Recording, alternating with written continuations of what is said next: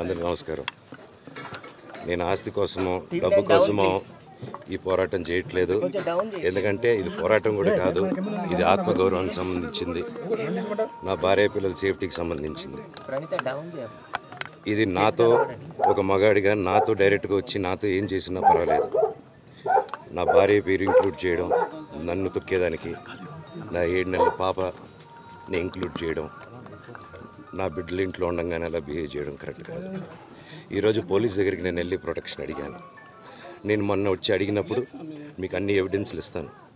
SI గారు ఇక్కడి నుంచి వచ్చి నేను ఇస్తాను సార్ ప్రొటెక్షన్ చూపించాను. బౌన్సర్లు అందరూ అక్కడ దాక్కున్నారని చూపించాను. అది కొంచెం చూసి ఓకే సార్ మీరు ధైర్యంగా ఉండండి, మేము ఎక్కడికి వెళ్ళట్లేదని చెప్పి మాట్లాడి పారిపోయారు. ఇప్పుడు కానిస్టేబుల్స్ వచ్చి అందరినీ నా మనుషులందరినీ భయపించి ఇప్పుడు వాళ్ళ పేర్లు తీసుకొని బెదరగొట్టి మా మనుషుల్ని పంపించేసి వేరే బాడీ గార్డ్ లోపల పంపించున్నారు సార్.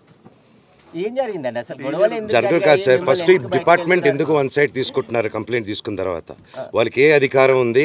నా ప్రొటెక్ట్ చేసే మనుషుల్ని పంపించేదానికి అధికారం ఏముంది? ప్రపంచంలో నా అందరినీ కలుస్తాను సార్, బయలుదేరుతాను. థ్యాంక్